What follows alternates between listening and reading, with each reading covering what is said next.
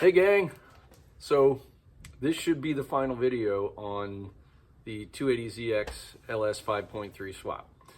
Last video we showed you was on the steering. I'm pretty sure that was the steering, where we used the double knuckles, but I'll show you that again tonight. So this is really just a wrap-up video. There it is right there in its final format. There's still some interior work to do, but we'll try to work on that over the winter. We're going to just go through all the final things that we did. We eventually changed around the exhaust. I know we kind of tipped on that in the last video, but I ended up fabricating and welding all the exhaust myself, which I'm pretty proud of. It's kind of cool. But then we're going to just kind of go through the rest of the stuff. We finished the interior.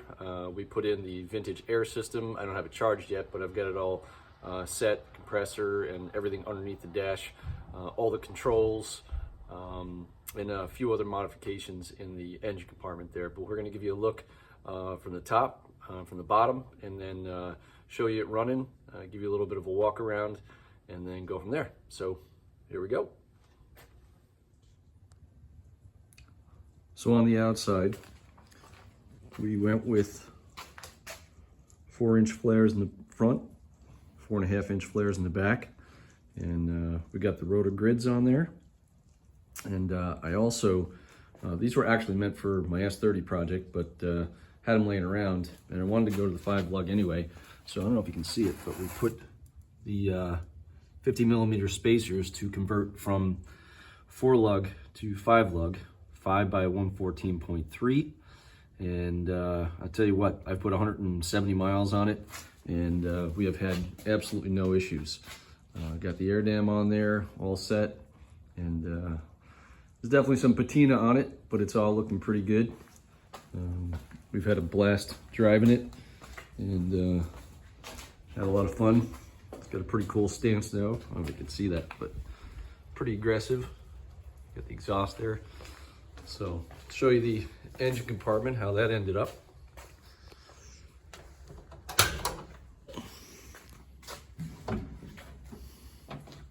Get some light on here for you. Hope you can see. Anyway, so everything's all complete. Got my throttle cable run. That worked out. I know there was a bit of a tricky issue before, but we ended up getting that all set. Got the exhaust on, and we ended up wrapping the entire exhaust system, and that has actually been a pretty big help. But we've got the hooker rear dump exhaust manifolds in there, and I'll tell you what, they have really quieted down. I know we had the up and forward headers and then going down, but that was just taking up way too much room in the engine compartment. And this is obviously a much cleaner look.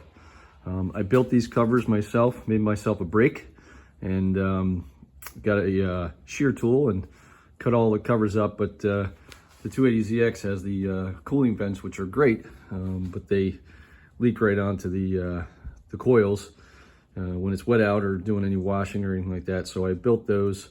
Just wanted to do something a little bit different, and they came out pretty cool. Somebody gets a bonus if they tell me what that means right there. So, but I'm not going to tell you. You guys are going to have to tell me. So going around the other side, we built the whole air cleaner system there. Kind of a hodgepodge of a few things, but worked out perfectly. Got the electric fans working. Come on with the set at 180 degrees with the Phytech system, and that seems to work out pretty well. I'll hop around the other side. All right, we've got the air conditioner compressor mounted and all set. I just did all the lines, right? We got the brand new, see if you can see it here. Yeah, you can't really see it, but AC condenser and fans. And we just have to wire that whole system up. Just kind of give you a look at how that whole thing came out. Right through the firewall. Successfully put the battery in the back. I don't know if I did that in a previous video, but that battery is now in the back here. I don't know if you can see it, but flip up my 300ZX seats. And we went with the Optima, obviously, so that there's no issues in case there's an accident. Dry cell battery. And I'll go over the interior. I'll get it all started up for you. But yeah, that's the engine compartment. I think it came out great, runs smooth. Just a quick startup and rev. Show you guys how it sounds.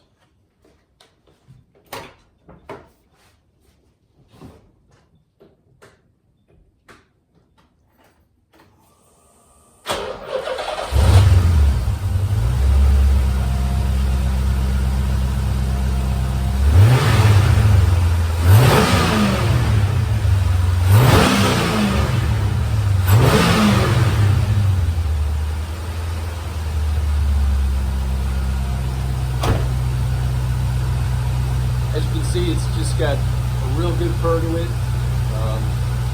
It's mean enough, yet it's not super loud. It's exactly what this 55-year-old guy wants. So.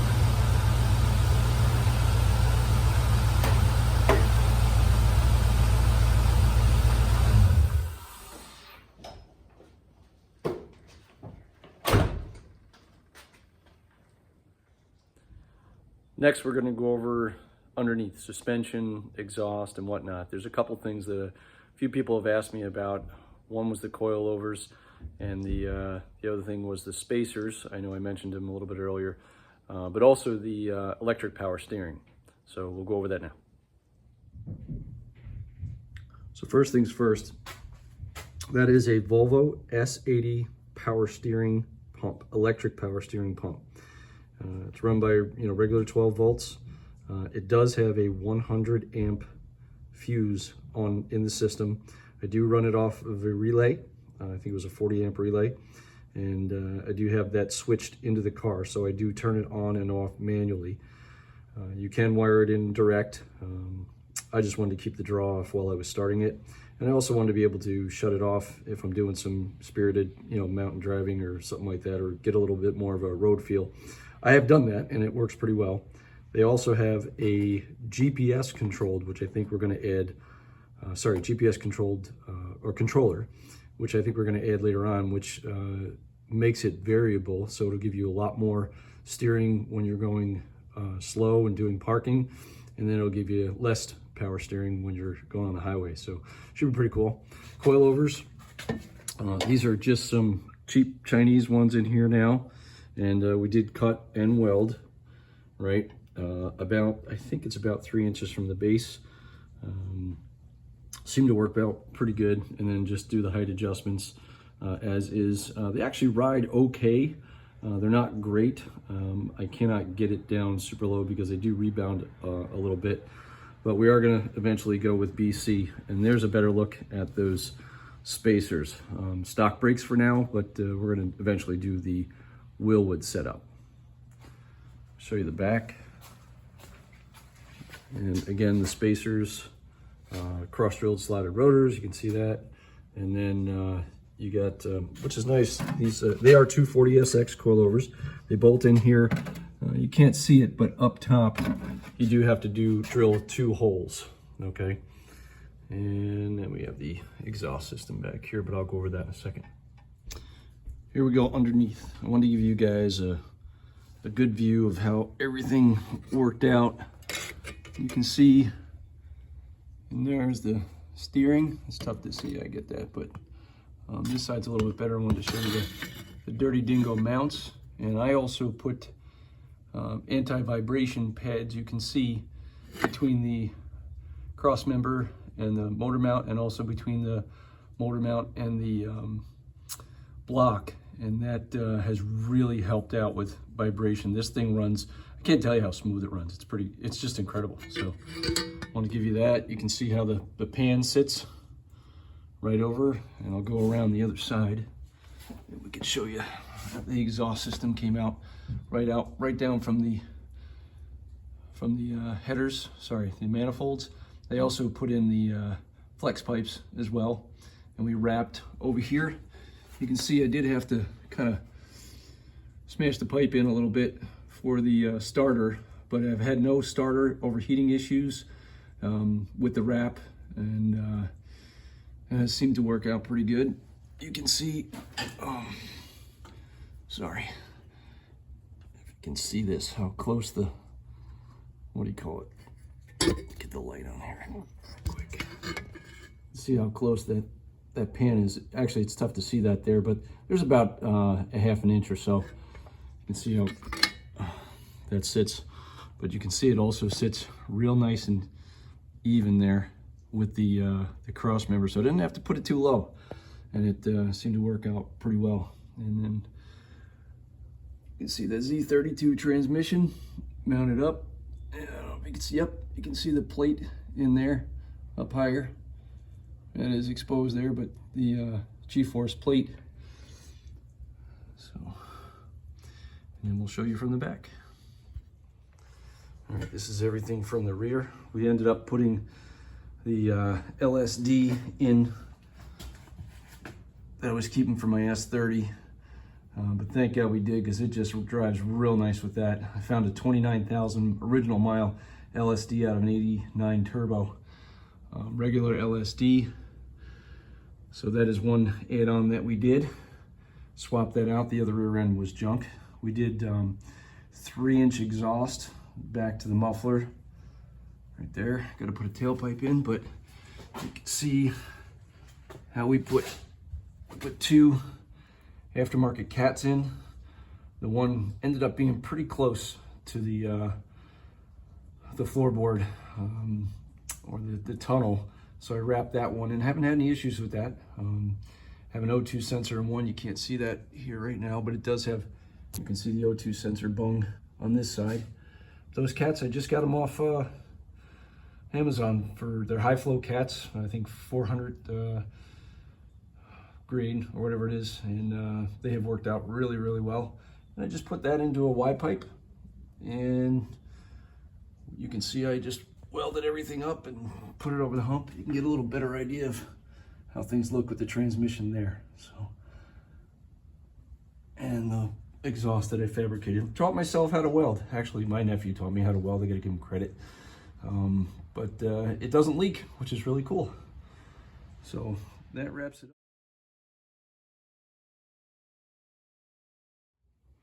Interior wise, we did a lot. We got the door panels on. Yep, I still got a few things missing there, the light and whatnot, but we put the Z32 cloth seats in, thanks to my buddy Justin over there in New Hampshire. He had a good set for me. I love these seats, super comfortable. And we got the carpet in, some of the trim, steering wheel on. We got all the white face odometer phantom gauges, and I actually got the gas gauge to work. I was pretty impressed with that. Just got a GPS speedometer off of eBay, if you can see that in there. And it actually works really good. Got the tachometer working, air fuel ratio meter. Then we got our coolant and oil pressure, coolant temperature, oil pressure, and then our voltmeter. And I do like these gauges. They're on the lower end of the budget with incandescent lighting, but they do work really well. Made myself a new kind of radio and switching area, new console. Made that with the brake that I made, and that switches for the seat back going up and down. Then I added a nice little console off of eBay there, right? And then there's the Phytech controller mounted up, and I can do programming from there and whatnot. We also, you can't see it here. Well, you can see the control panel. That's the control panel for the Vintage Air, and I custom made that back panel. And then the Vintage Air comes with that control panel there, and it works out great. Again, we haven't charged the AC, we haven't tried it, but I have tried the heat and all the exhaust functions and whatnot. I do have some pictures of that install if anybody ever wants to check that out, but it seems to have worked out really well. And it also leaves, you can see the heat hoses and whatnot underneath there, but it leaves a pretty fair amount of space, and you get rid of about, I think it's a comparison of about 60 pounds with the old stuff compared to the, what do you call it, Vintage Air system. And it wasn't that difficult to put in, so just wanted to show you the interior. I have all my multi-switches there, race car style switches. Got my push start And then I got the ECM, I got the power steering, and the lighting, and another one there. So the fuel pump, that's right. So all on switches, and my 12 volt, gotta have my 12 volt charge my phone. So worked out good. And shifter did sit back a little bit further, but I actually like it. So there's the interior. So that's a wrap, guys. I mean, the car isn't done yet. We still have to do the interior in the back and eventually do the BC coilovers and some bigger brakes. You know, we're going to try and do some road coursing with it, maybe some autocrosses, and but it's just a blast to drive. I mean, I've always said this is the well, since doing this, not I've always said, but since doing this, I truly believe that this is the type of engine that should have been in the Z car. I love the straight six, don't get me wrong. I've turboed them, I've done all that stuff. Great engine. I am a loyalist in that respect, but this 280ZX, I think it would have really done well with the LS in there. And but it's just been a great journey. I just want to give a big shout out to my nephew Josh. This was his idea, and he worked really hard on getting us to this point, lending his talents and learning from each other. Had some great conversations along the way, and you know, he's going to finish up the air conditioning with me, and we're co-owners of the car. And you guys, you should have seen the smile on his face when we first took this thing out for a ride. And he was super excited, as any young guy would be. But I'm really proud of him for sticking with it and doing just a wonderful job with the car, and mixing our talents to get it done. So kudos to you, Josh. And that's a wrap, guys. Video 7. Any questions, just message me. You can find me on Facebook at Chris Holmes. So, talk to you soon.